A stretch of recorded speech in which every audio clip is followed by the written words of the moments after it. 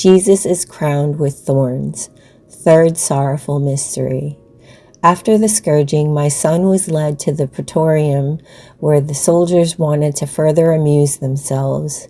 They took some twine filled with thorns and made a skull-like cap.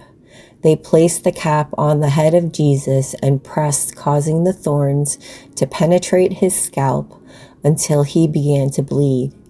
Then they put a reed in his hand, and they knelt before him, and they mocked him and said to him, "All hail, King of the Jews!"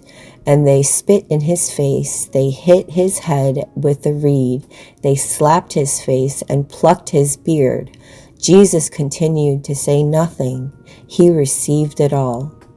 My children, Jesus still receives a crown of thorns from many.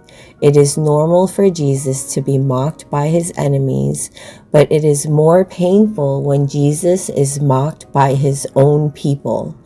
Even today, my children, Christians mock him by living in mortal sin, by receiving communion in mortal sin, by not believing the truth contained in the scriptures, which is the word of God. My children, Christians mock Jesus and crown him with thorns when they invent their own doctrines at their convenience. When they use the gospel of my Son, they use it to justify their own teachings, their own doctrine. My children, I call you to make reparation to my Son. Follow him by leaving all sin behind, by loving him and revering him in the Blessed Sacrament. When you receive him in Holy Communion, tell him that you love him for those who will not love him. Offer this mystery to the Father in reparation for all the blasphemies that were ever said against my Son. Pray for those who take the name of God in vain. Pray for those who will not keep Sunday holy.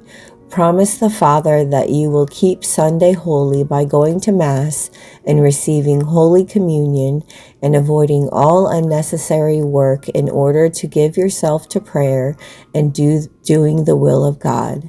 I am praying for you, my children, and I will guide you in loving Jesus for those who will not love him.